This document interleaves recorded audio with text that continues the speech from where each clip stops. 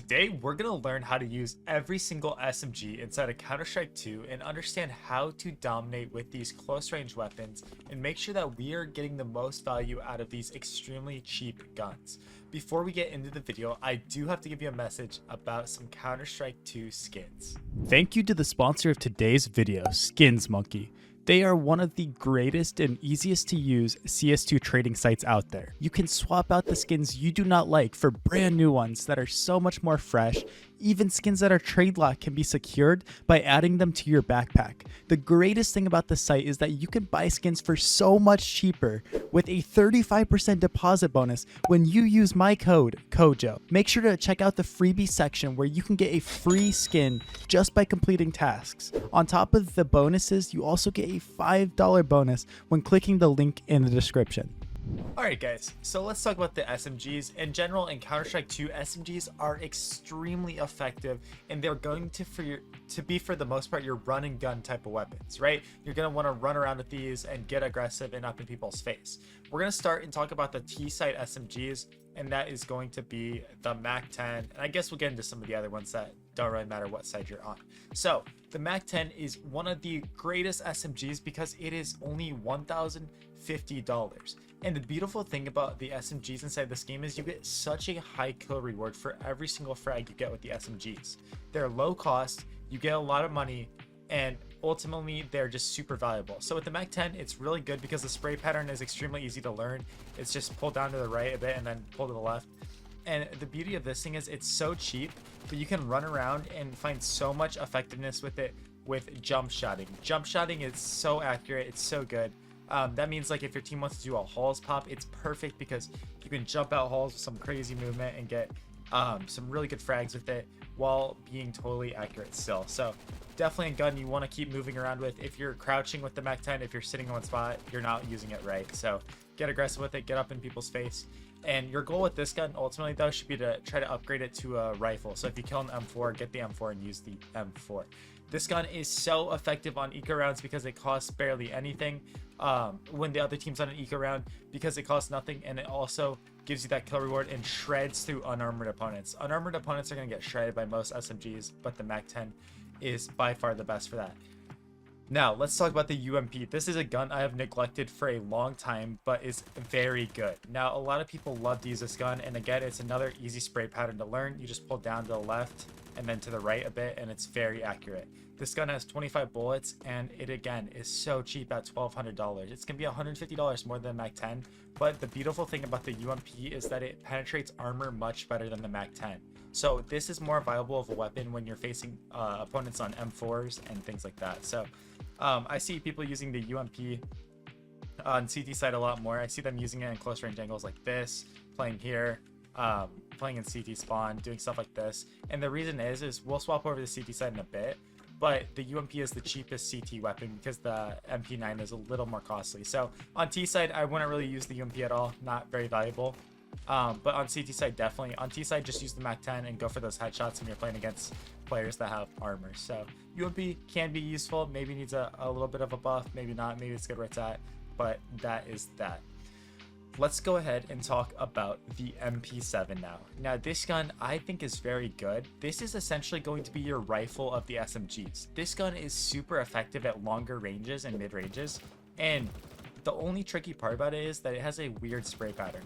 So as you can see, it kind of does a backwards set, or actually it does a 7. So you want to do a backwards 7 when you're spraying it, right? So as you can see, it creates a 7, it goes up and then to the left. So we go down the left and then to the right. It's a little harder to control. So that's the one reason I think people don't use it as much, is it can be very tricky to manage. But if you do burst with it, it's going to be so effective. And this gun costs barely anything. This gun can actually outduel an M4 at mid-range and close range. It's unreal, but the burst and how fast it shoots is actually so effective.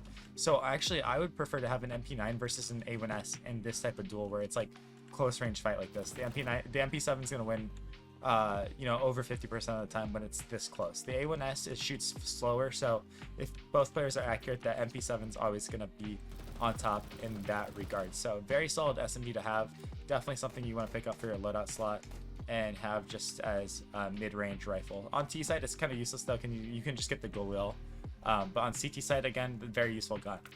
Now, the P90 is the noob weapon. This used to be one of the best SMGs to use in CSGO.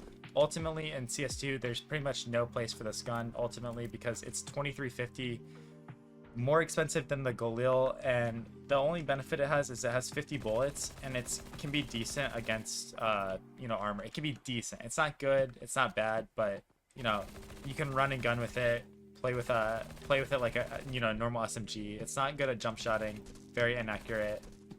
For me, this is an L gun. I wouldn't really use this gun if you're outside of face at level 2.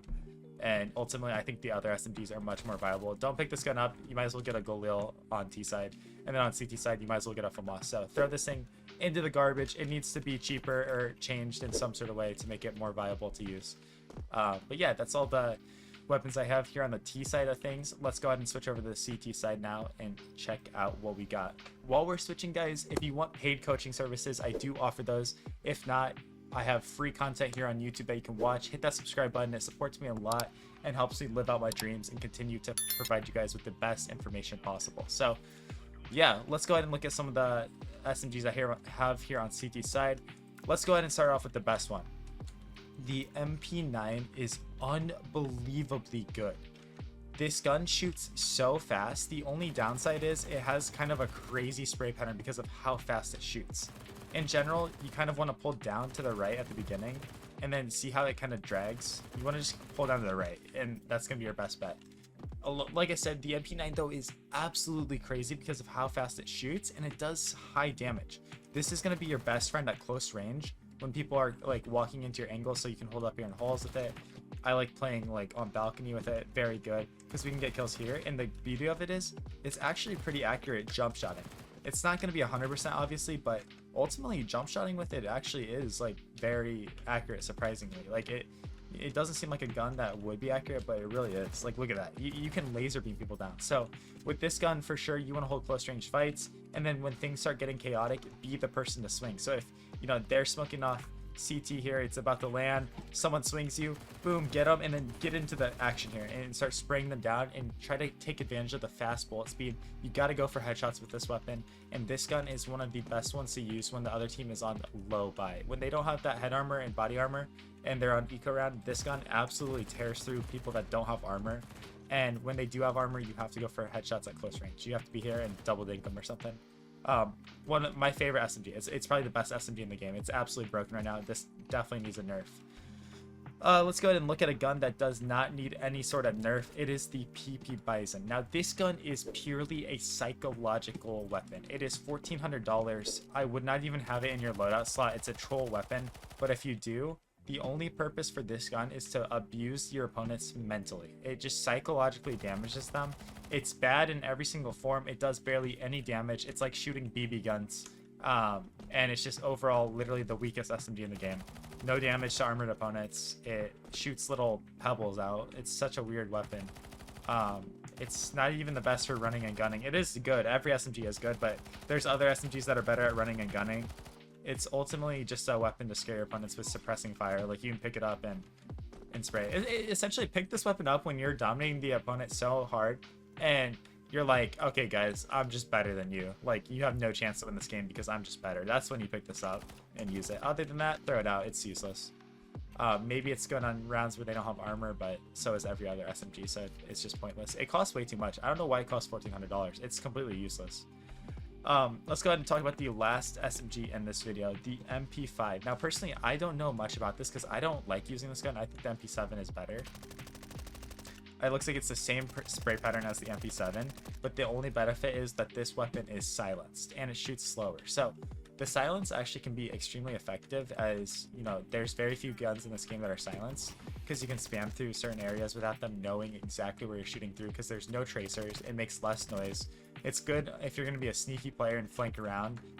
You could find yourself in a situation where you're flanking the T's here on Inferno. You get behind them, there's like 3 guys in lane, and all of a sudden you start shooting them and they don't know where they're getting shot from because of the silence aspect of it. So I can see how it's useful, but overall I just ultimately don't prefer it. Some players are good with it. I'm not one of those players, so definitely not my cup of tea, but maybe it's your cup of tea, so good luck with it if it is. But yeah, And yeah, thank you all so much for the support. Check out the videos on your screen right now. And yeah, I'll see you guys tomorrow. Peace out.